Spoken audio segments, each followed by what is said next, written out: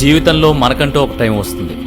ఈ మాట చెప్పి కాలం గడిపేస్తే మాత్రం ఆ వచ్చే టైం కూడా వెనక్కి వెళ్ళిపోతుంది. ముందు మనకు కావాల్సిన అవకాశం కోసం వెతకాలి, ఆ అవకాశాలను సృష్టించుకోవాలి.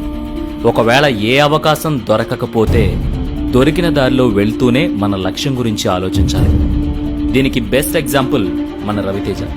హీరో అవ్వాలనుకున్నాడు, మొదట్లో కుదరలేదు.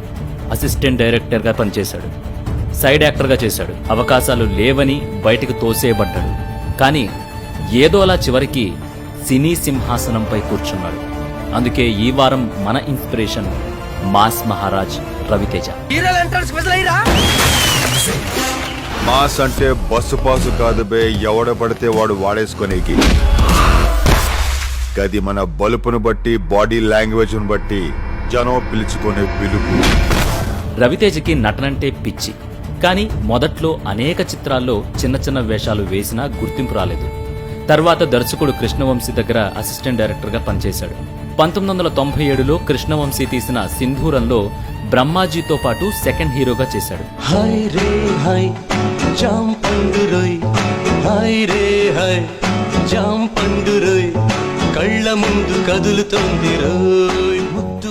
పట్టు దొరికింది. ఆ అవకాశంతో ఆ సినిమాలో జీవించాడు రవితేజ. ఆ పాత్ర జనాల్లోకి విపరీతంగా వెళ్ళిపోయింది. ఫ్యాన్ ఫాలోయింగ్ స్టార్ట్ అయింది. కానీ తరువాత చాలా సినిమాల్లో గుర్తింపున్న వేషాలు వేసినా బ్రేక్ మాత్రం రాలేదు. కానీ రవితేజ నిరాశపడలేదు. మళ్లీ అవకాశాల కోసం వెతుకుతూనే ఉన్నాడు. అప్పుడే 1999లో శ్రీను వైట్ల దర్శకత్వం వహించిన మొదటి సినిమా నీకోసం సినిమాలో రవితేజ హీరోగా చేశాడు. ఆ సినిమాలో ఆయన నటనకు పలువురి ప్రశంసలు లభించడమే కాకుండా అవార్డులు కూడా వచ్చాయి. తర్వాత పూరి జగన్నాథ్ దర్శకత్వంలో ఇట్లు శ్రావణి సుబ్రహ్మణ్యం హీరోగా చేయగా సూపర్ హిట్ అయి హీరోగా గుర్తింపు తెచ్చిపెట్టింది.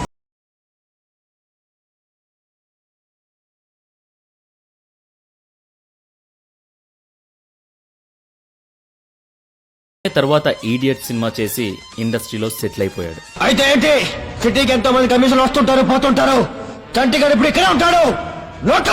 తర్వాత అమ్మా నాన్న ఓ తమిళమ్మాయి, డాన్ సీను, కిక్, విక్రమార్కుడు, కృష్ణ, వెంకీ, భద్ర ఇలాంటి ఎన్నో పెద్ద పెద్ద విజయాలతో తెలుగు చలనచిత్ర ఇండస్ట్రీలో రవితేజ ఇప్పుడు ముఖ్య స్థానంలో ఉన్నాడు.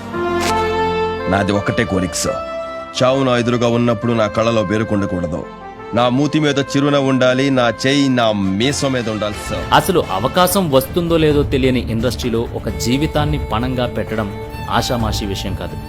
తేడా వస్తే ఒక జీవిత కాలం బూడిదలో పోసిన పన్నీరే.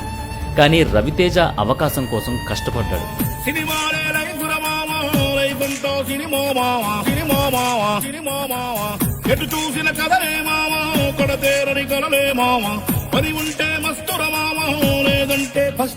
తనకు నచ్చిన పని దొరక్కపోయినా దొరికిన పని చేస్తూ నచ్చిన పని వైపు వెళ్లడానికి శాయశక్తులా ప్రయత్నించాడు.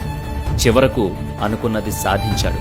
ఒక మనిషిగా మనం ఏదైనా సాధించాలనుకున్నప్పుడు, మనకిష్టమైన పని చెయ్యాలనుకున్నప్పుడు మధ్యలో చాలా వంతరాలు వస్తాయి. మనకి నచ్చని పని చేయాల్సి వస్తుంది. అలా అని చెప్పి మనకి నచ్చిన పని మాత్రమే చేస్తామని కూర్చుంటే మాత్రం ఎప్పటికీ మనం అనుకున్నది సాధించలేము. దీనికి ఉదాహరణ రవితేజ. సపోజ్ సినిమా పోయింది, ఇంటికి వెళ్ళిపోతావా? సినిమా సూపర్ హిట్ అయింది, సినిమా తీయడం మానేస్తావా?